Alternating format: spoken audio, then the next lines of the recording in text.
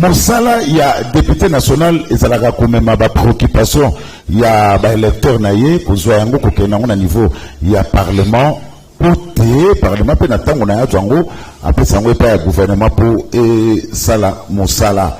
Kasi, que parmi les 500 députés au siège dans l'Assemblée nationale, il y en a, où il y a une bonne volonté, où il y a qui élu, et pas il y a base na bango, on a la base de temps en temps, na bokasité na bango avec leurs moyens de bord, bakokaka quand même kusala musala, où ils ont pour le peuple, même si, bakoki kusili sanzalate, même si baza ba incapable ya kotonga ba école, même si baza ba incapable ya kotonga ba hôpital pour kotonga école, non kotonga hôpital za musala ya gouvernement.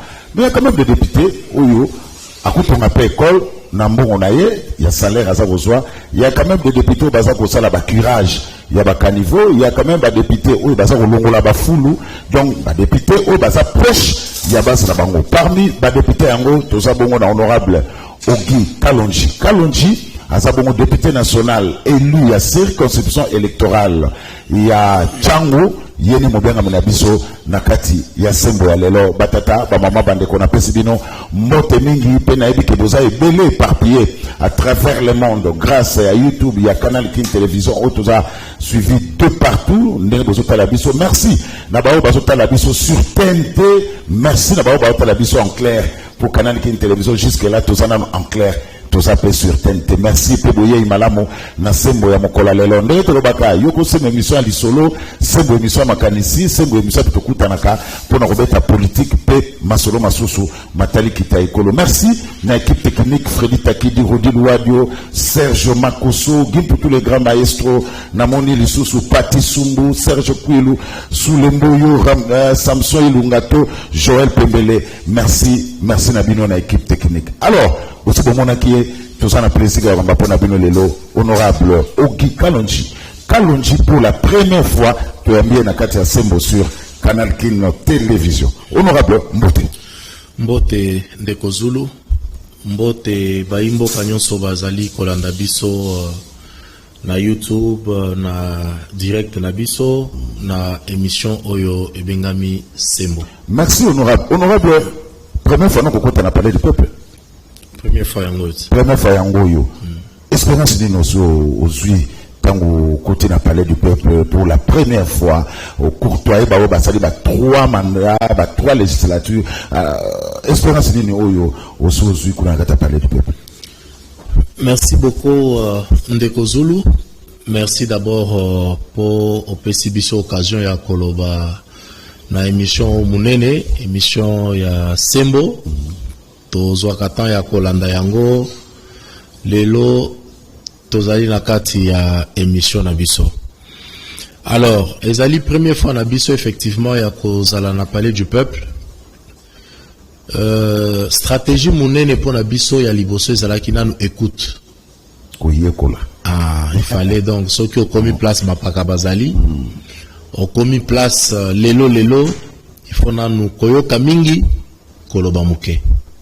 Parce que yebi tokotikuna tokutaki quand même on critique au niveau ya population entre population na ba oyo bazalaki kuna liboso population babanda akize biso na makambo ebele bakenda kuna basala kate bakenda kuna basala biso eloko te bake makambo ebele population banda kwa akize biso na yango alors epesaki biso maele ke soki tokomi toyokana no mingi po toko kakozo ba résolution po toye ba lolenge ni toko rencontrer ba attente ya peuple na biso.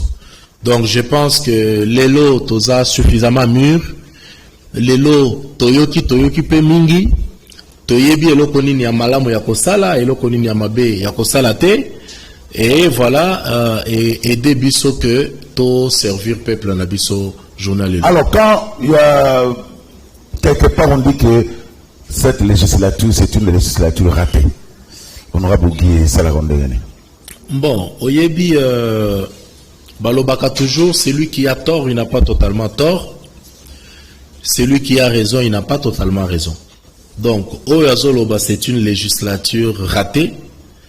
Azali n'a pas raison, naye, Oyezo poussé à Loba que c'est une législature ratée. Mais ce qui est plus loin, okuta mutu mosusu azoloba na yo. En tout cas nazolela fort législature bakalonge baza na kati, naolela fort ba législature bavwanga baza na kati, ba Eliezer Ntambwe baza na kati, batu nyonso wana okuta mutu azolula législature o bados nombasi baza na kati.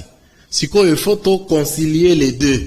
Toyeba mais comment o alobi ke eza raté, mais o yopona ye eza kaka législature o. Mais parce que peuple ezoloba que vous votez ba loi te o eza un impact direct na population.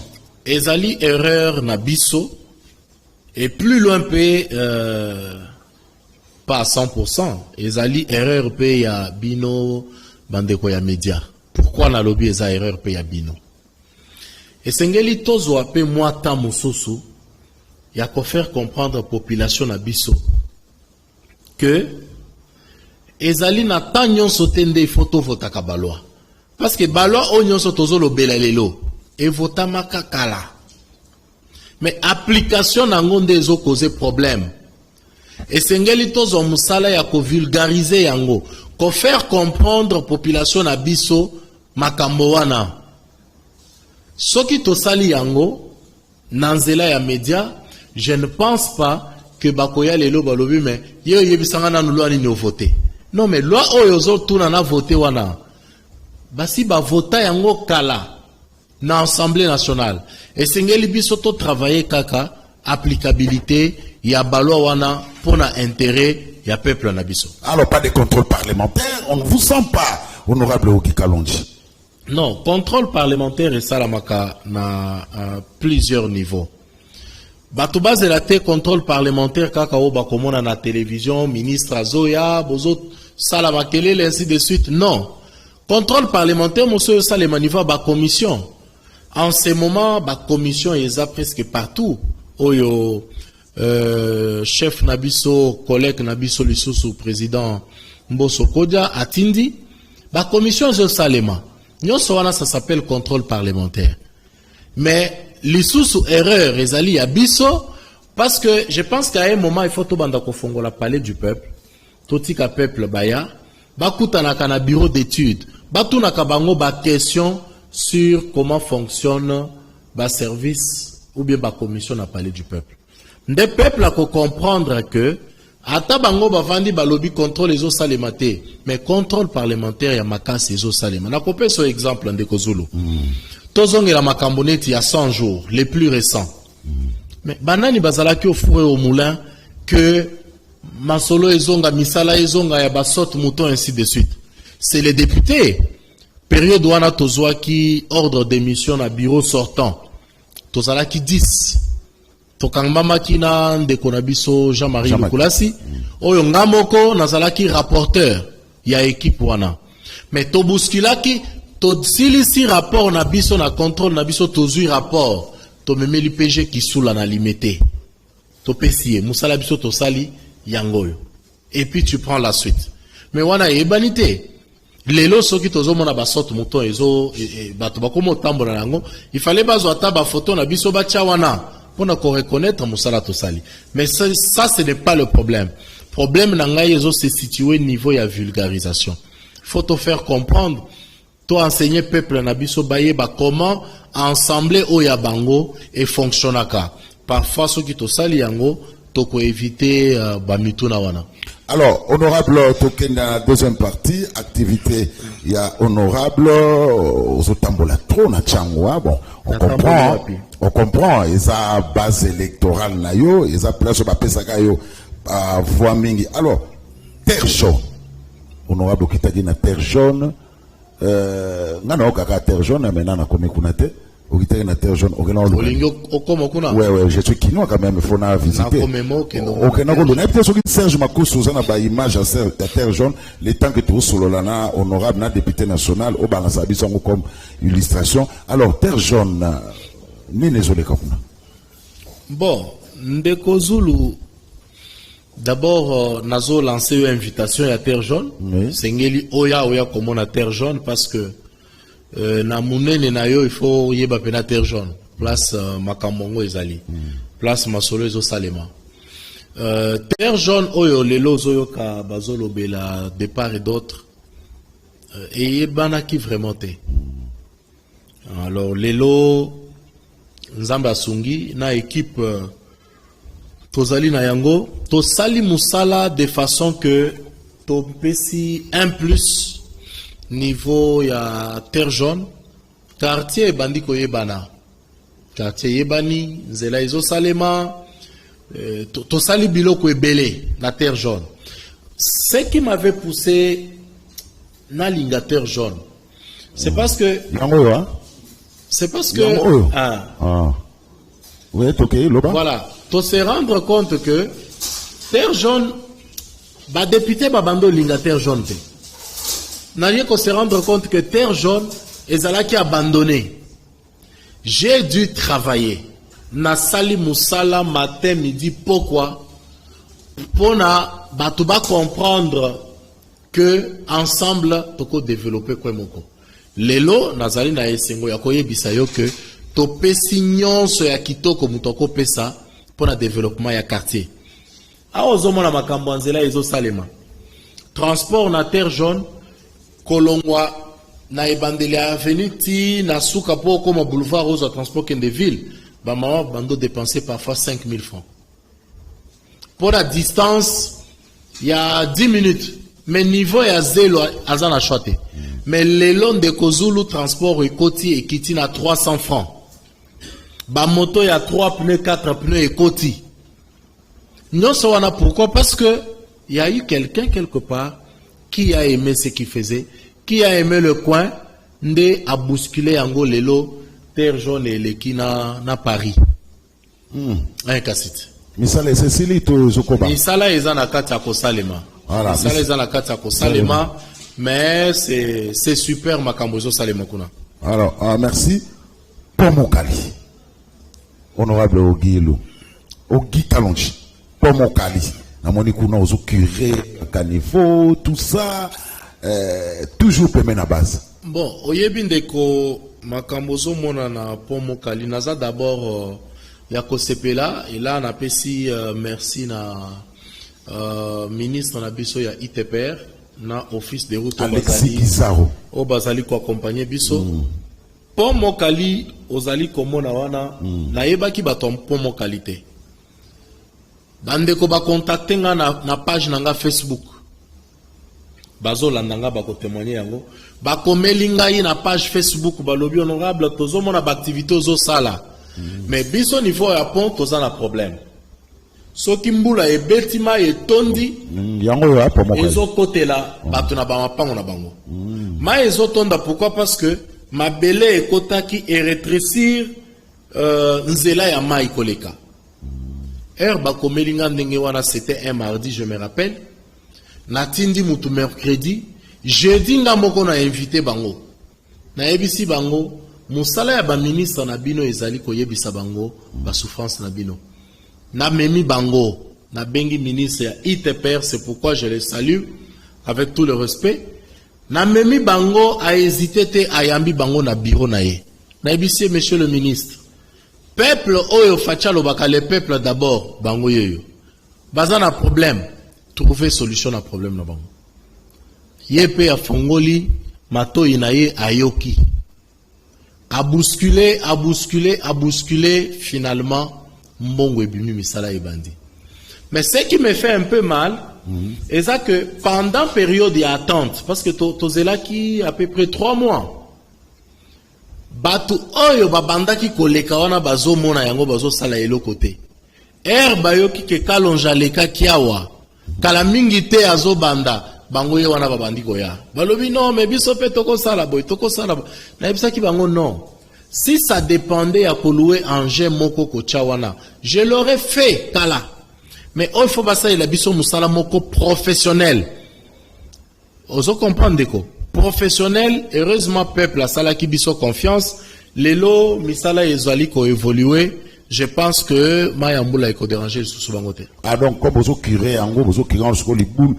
Maï pene ko kitana se ata le bete so le kanango na se apon et la moni bazo curé pour voilà et puis ba fongoli na se apon et puis ba grandir nzela ya mai comme ça mai banda koleka nango dada pour mai sur ça la place à koleka te eza na place à koleka effectivement ah c'est ça alors j'espère voilà, que ande kwa mokali ouais. Donc eloko bosengaki yango wana bozali kotala alors comme je crois que les travaux ont continué ça ils ont continué non travaux ekosala 10 jours voilà ekosala 10 jours pendant 10 jours bazo curer de part et d'autre ba évacuer ba déchets nyonso ezalaki na kati wana camion ezali engin ezali ba évacuer pour na que population na biso bazala à l'aise.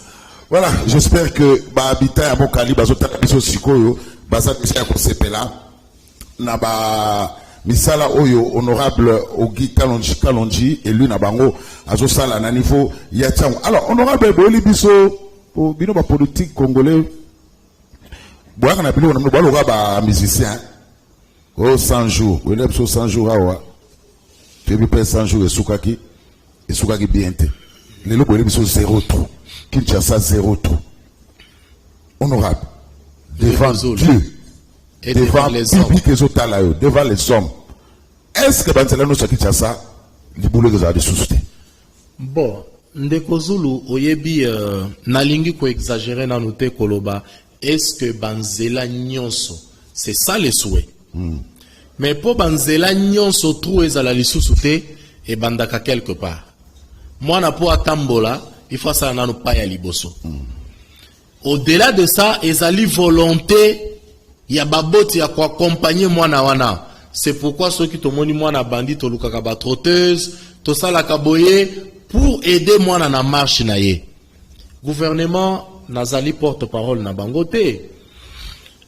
Implication na ngai na 0 trou ezali heure na kendaki kosala plaidoyer pour na banzela misusu ya chango parce que généralement eloko na salaka na kendaka kotuna ou bien beaucoup réfléchir na eloko moko mais soki na moni chango eza représenté te il faut na bunda ekota na cadre ya Kinshasa 0 trou tokotisi avenue Mobutu na Kimbaseke avenue Bosango Boucle Kimbentele, Avenue Etana, na omoni entrée à Kinkole, na RN numéro 1, bakosala yangope.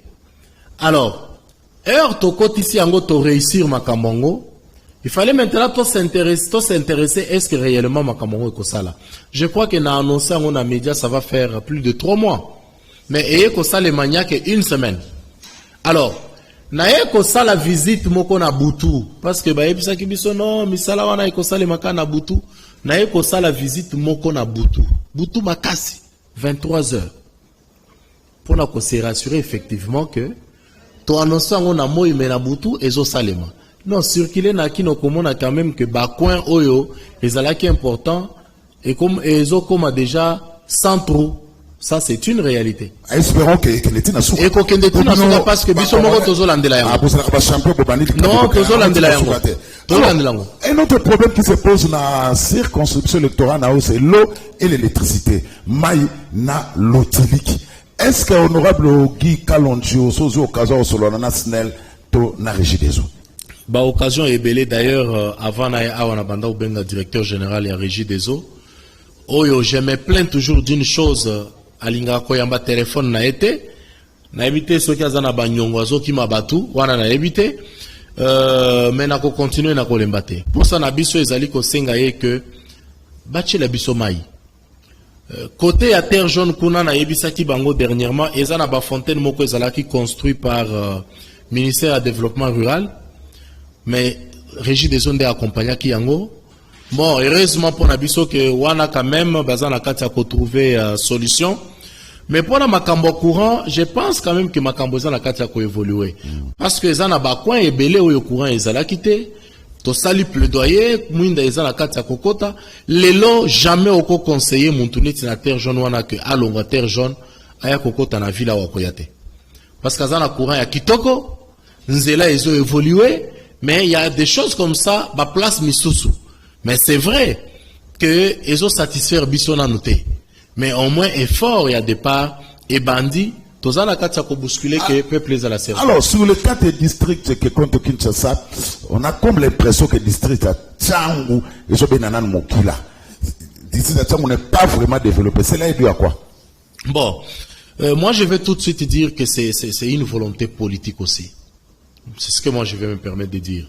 Naïbi Sakabande Gonabiso à Tchangou. Bon, remarquez que ceux qui va marcher Lingé Salema, les politiciens vont s'appuyer dans la Tchangou. Mais ceux qui ont développé coin, balingara yangote.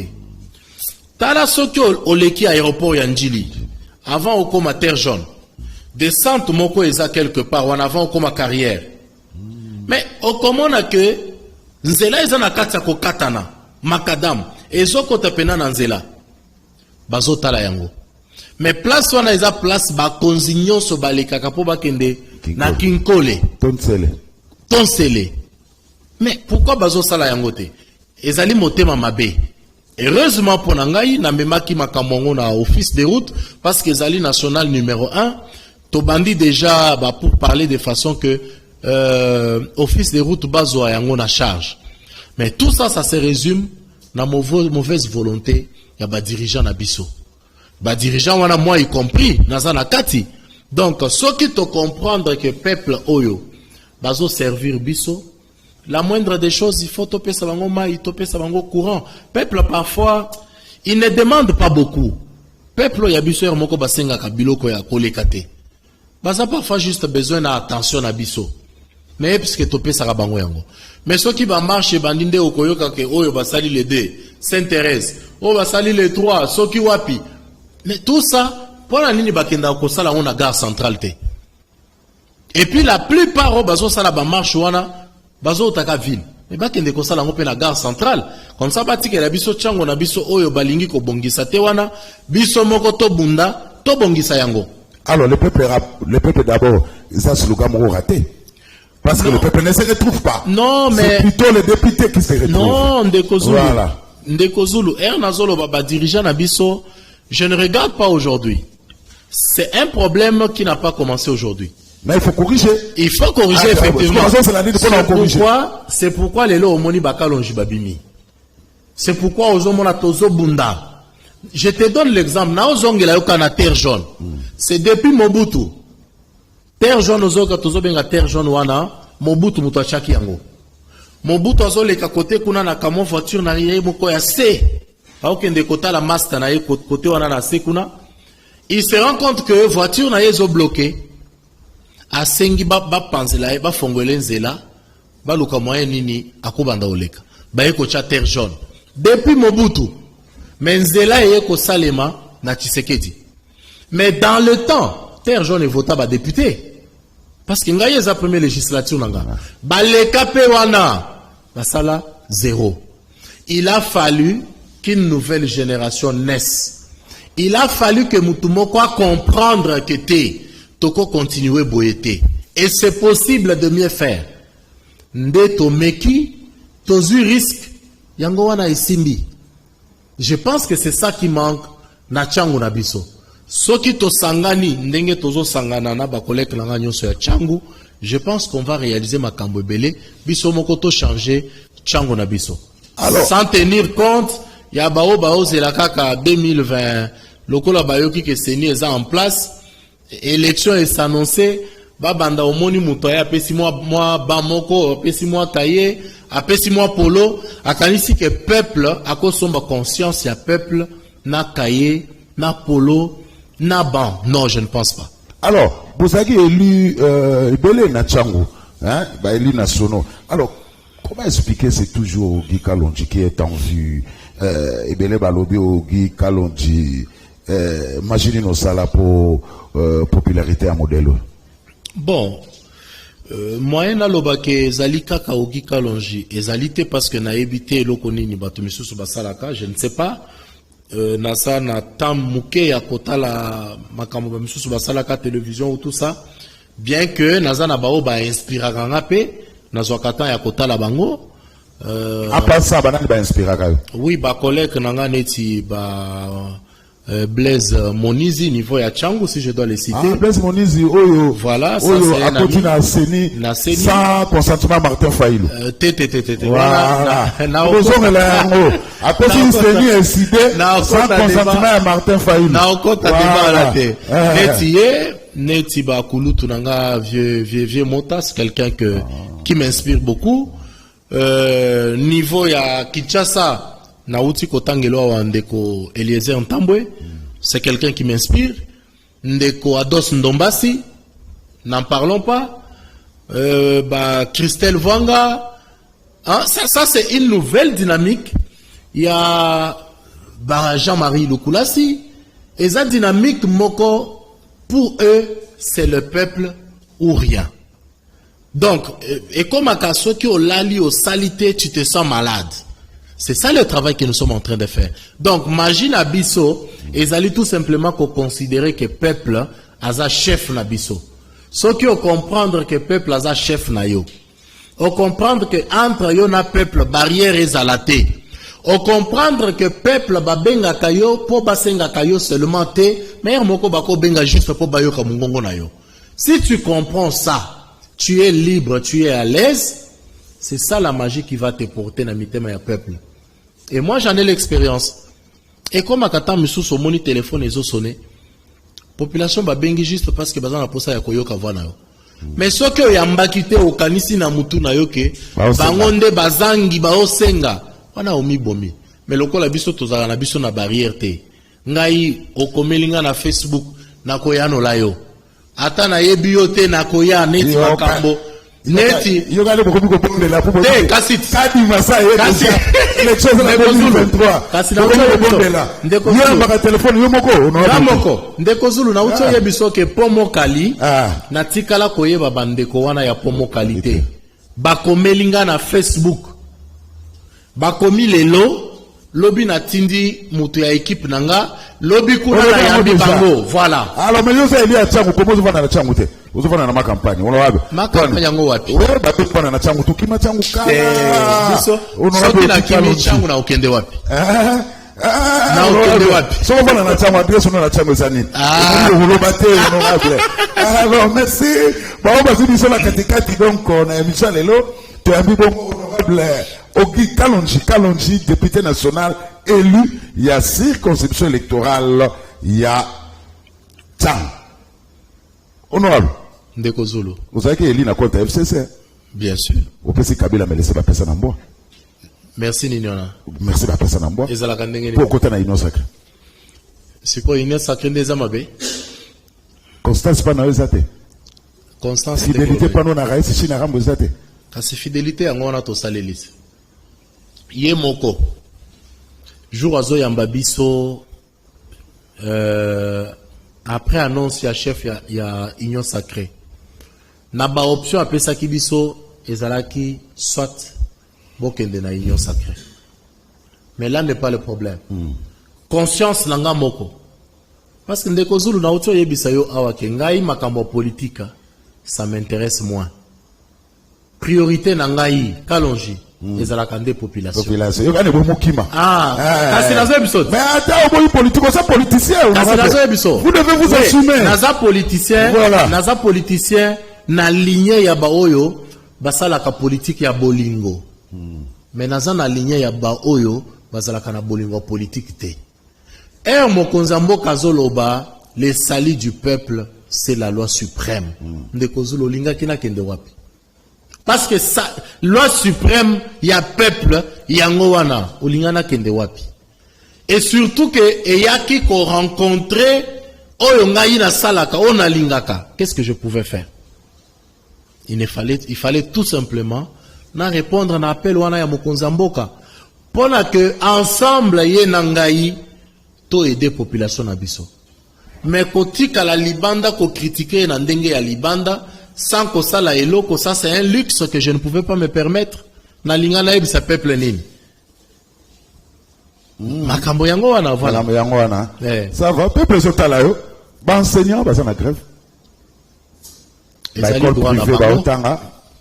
Ba école conventionnelle catholique ba otanga te. Honorable. Na niveau na bino ya Assemblée nationale. Même si les élèves sont allés voir le premier vice-président de l'Assemblée nationale, Jean-Marc Kabound Al-Kabound, honorable, à niveau, vous ne pouvez pas vous organiser pour vous dire qu'est-ce qui se passe.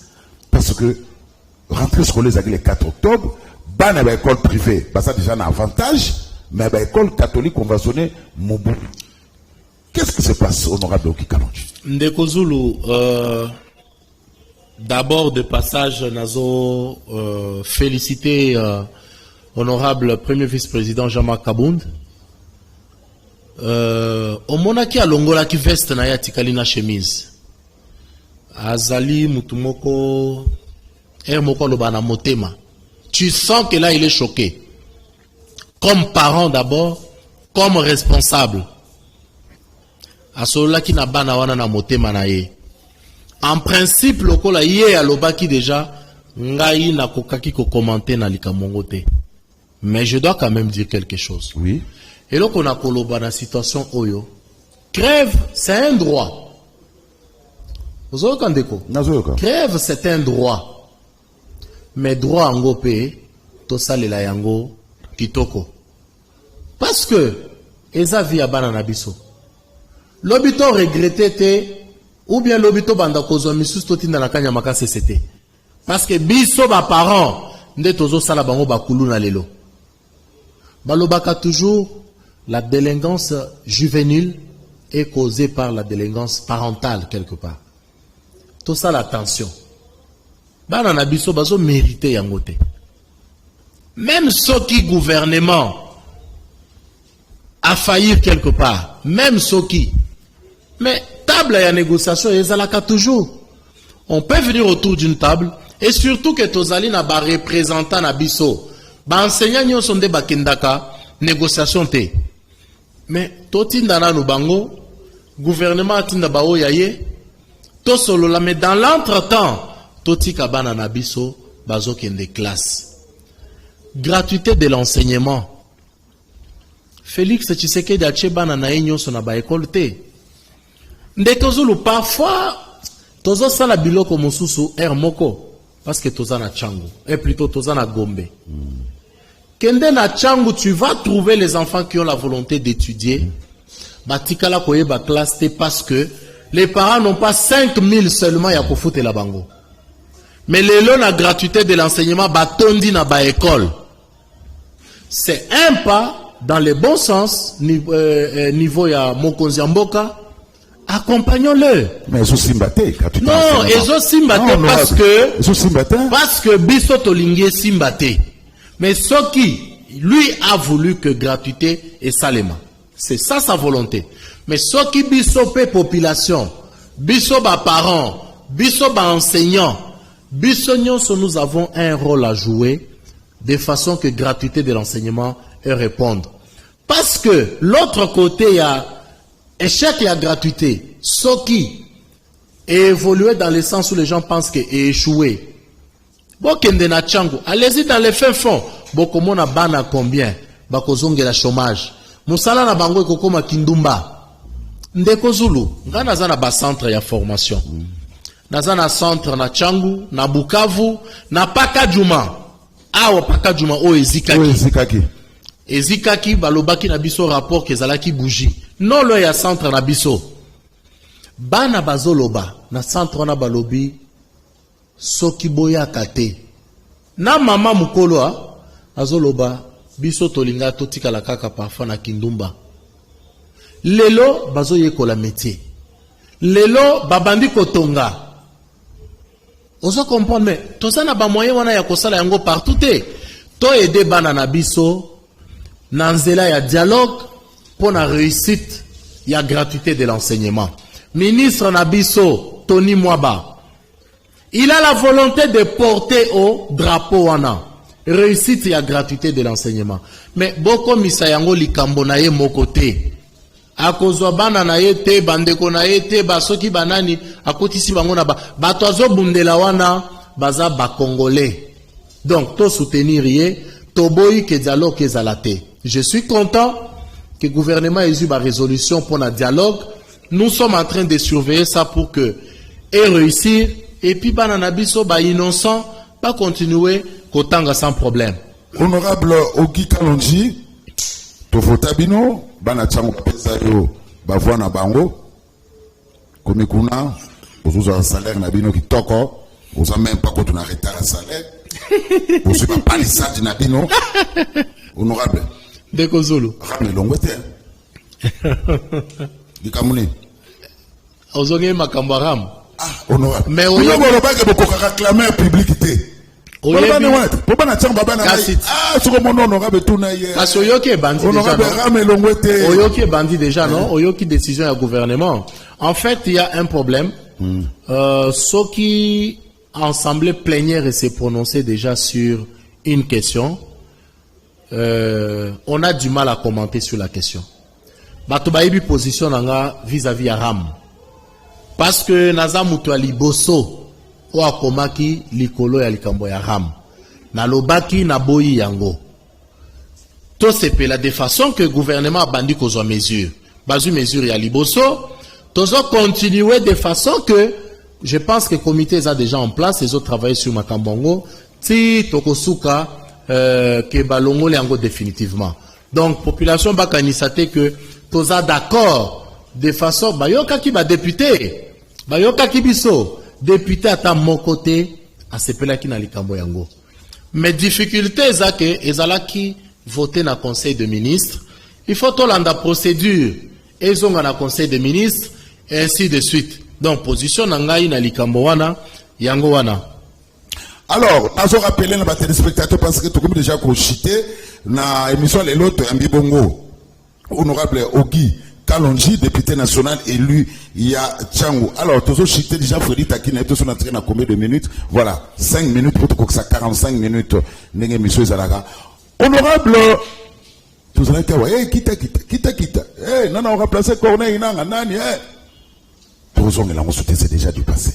Mais, en fin de compte, expert Kadimaye, au chef de l'État, va s'annoncer. Au discours, à l'occasion, il y a grève d'enseignants, le chef de l'État, le Banimbu, le chef de l'État, le Bélibisoke, la signé ordonnance pour nous renommer Denis Kadi. Tant que c'est ici, Malamoko, ordonnance est dans la Miwana. Denis Kadi Maé, président Séni. Contestation à la classe politique. Tilelo, bloc patriotique et Kobotam. N'a autant la bloc en Siko. N'a mona, Martin Faïlou na gauche. Madidi. Nathalie Simane na médiane, Adolphe Mouzitou. Nathalie latéral gauche. Lisanga Bonganga. Lisanga ça pas Martin. Nathalie na latéral gauche. Et na moni Raïs China Rambo. Na zoni na libéraux Moïse Katumbi.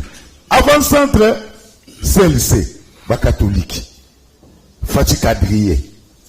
Le 6 novembre, na balabala.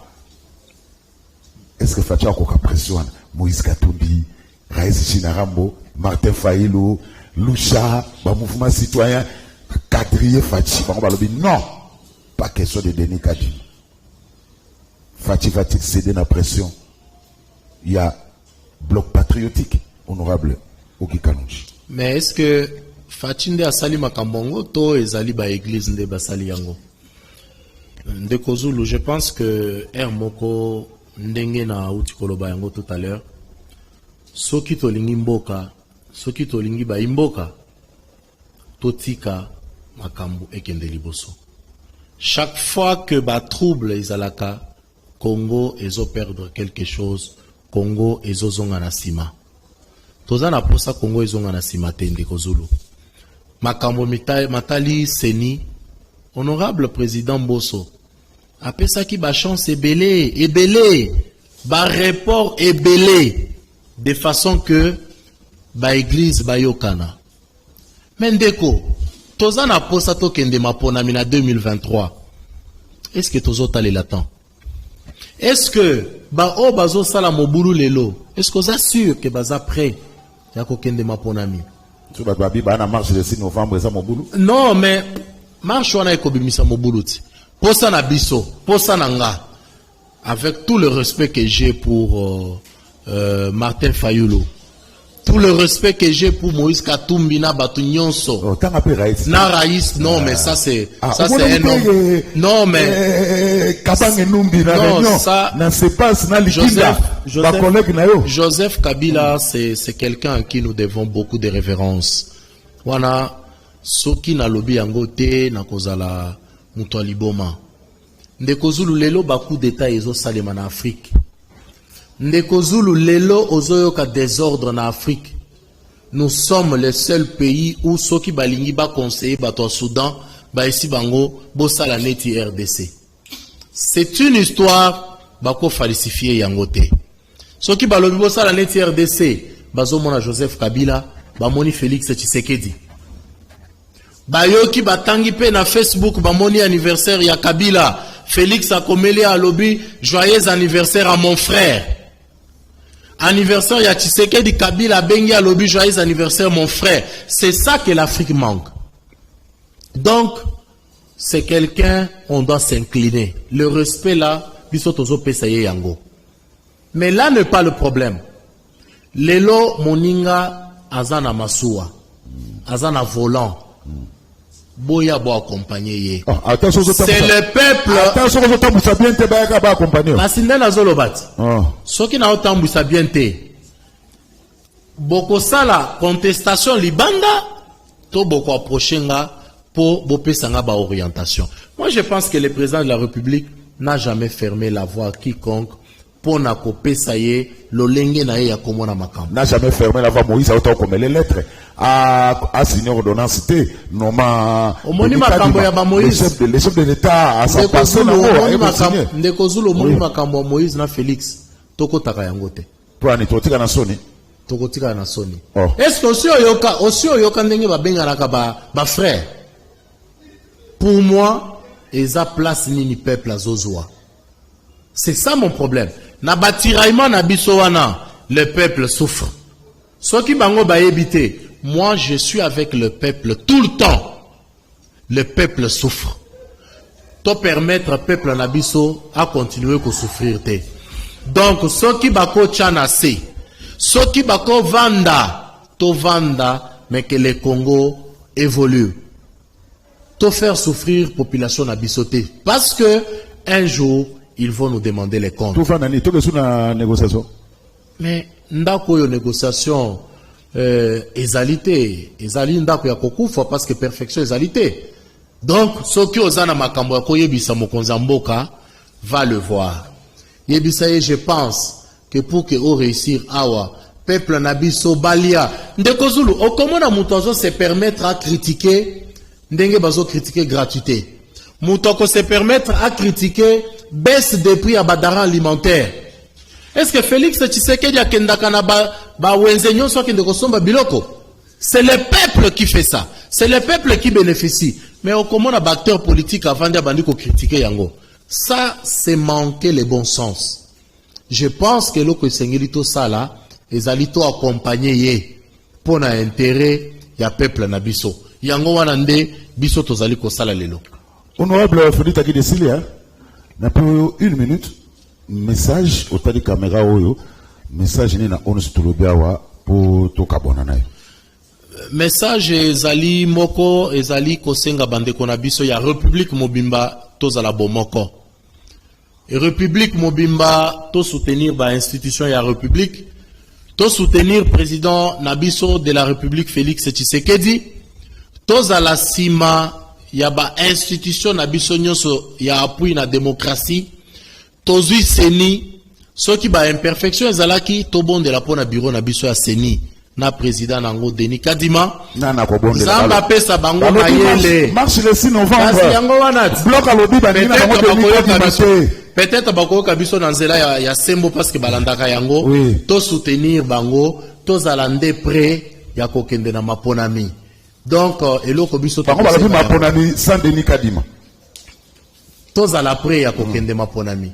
Biso tozali prêt, biso tozo senga peuple na biso. Ba continuer ko sala biso confiance, na kolemba ko sala la bangote. Ba kanisa te ke ata ba moni bandeke wana ba bandi ko ya lelo, nyonso bazo ya ko sala wana. Bazo yande bazui, ba pumbwe ba kei. Mais biso ya bino to ko continuer ko sala ndenge tozala kaka. Denis Kadima Kaluba na cour constitutionnelle Kasi ça Mati Pete honorable. Et monsieur Silini, honorable Oki, Kalonji, merci d'être sur le moment. Merci de Gozolo. Et qu'on a la pété parce que biso toya avant kutuke toyeba ke Kadima.